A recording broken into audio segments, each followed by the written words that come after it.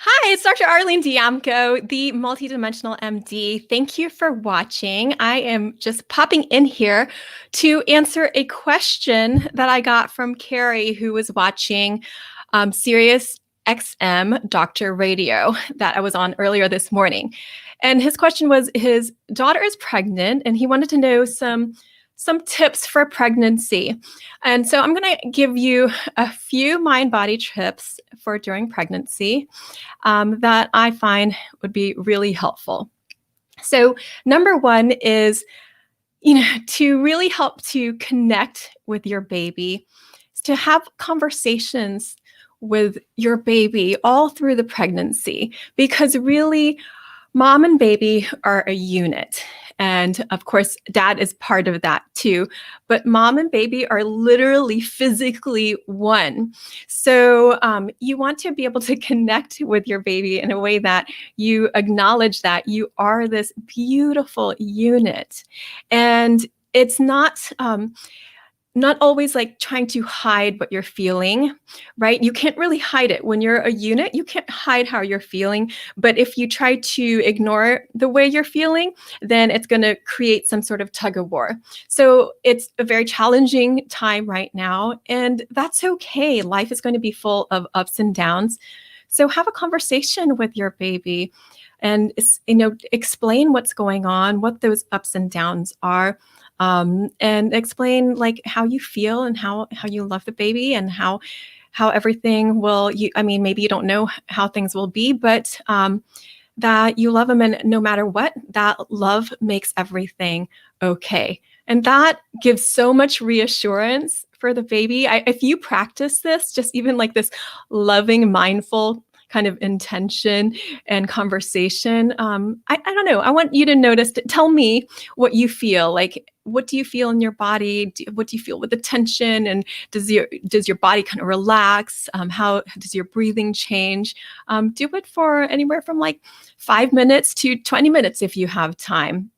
And that helps you be so connected with your baby. And that way you can pick up on signs and things that are on your baby's needs. So if you need to go in for an extra check, if you perhaps need to do things to change in your diet, maybe you'll be more aware of that. So that's my number one first tip, is to talk to your baby, whether out loud or even just in your mind. Number two is to continue to have some kind of mindful practice throughout your pregnancy. They have so much research on this, because about 20% of women who are pregnant experience some kind of anxiety or depression. There's a lot going on. And now piled on top of that, we have all of these global crises. So of course, everybody is feeling a lot more intensity of emotions right now. So a mindful practice can actually help to lift some of those symptoms of anxiety and depression. It can also help smooth out the labor. Women who do practice mindfulness have a shorter labor in a good way. And it helps to just increase feelings of positivity and happiness. And it's not about always being happy, but to be mindful about how you feel at any given moment. So a very simple way to start practicing mindfulness is to pull in all your senses. So with your awareness, just notice without any sort of judgment how you're breathing. Notice what you see, what you hear, if it's silent, if there are noises, if there's music. How you feel. If you're sitting down, do you feel the weight under your bottom? If you're standing, that weight under your feet, just noticing that will help you ground. What do you feel all throughout your body? Even what do you smell? What do you taste? Because having this mindful practice, which you can practice at any moment, no matter what you're doing, helps you be more present in your body. And then when you're in your body, also more present with your baby. So this goes along with connecting with your baby. And it can have other effects too, just in terms of physiology, blood pressure, heart rate, just to help balance the physiology.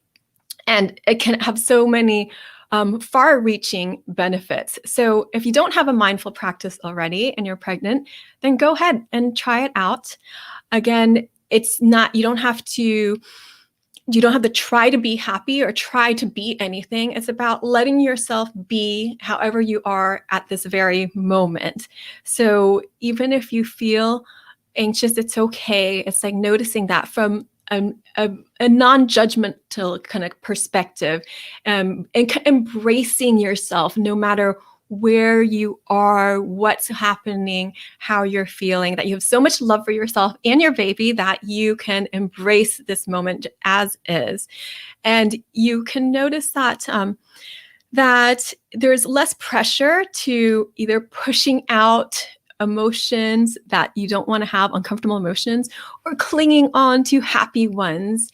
It's more about being in this flow state where you can allow yourself to be as is. And therefore, if you have something uncomfortable, being able to just sit with it, with your breathing, notice it. You don't have to do anything about it. And when that happens, then you can allow it to start to shift, to flow, and change into something else. Every moment is unique. Every moment is different. And it's really about being present with each moment. So, number 3 is incorporating some kind of art, creativity, music into your life. So it can be partaking, like witnessing or observing art, looking at beautiful pictures, listening to nice calming music. This will also incorporate this like mind, body, spirit component that we don't always address in medicine and in healthcare, but I'm wanting to shift this in medicine. And this is such a beautiful creative time because you have your baby in your womb, and those lower chakras, I mean, it is really stimulating like these creative, you're literally creating. So all of those creative juices are flowing, on their own. And so it's a nice time to incorporate some kind of art. So again, you can either do some art, just challenge yourself to do something new. You don't have to be the best at it. You don't have to be good at it. It's just picking up maybe a crayon and some paper and drawing, or if you do play music, playing some music, or bringing some music, or maybe some, if you're able to, depending on your ability, to have some incorporate some light dance into your life and putting some movement into it. So now we're really getting into that mind, body, spirit component, and letting yourself flow through that and explore that, not knowing where it's going to go.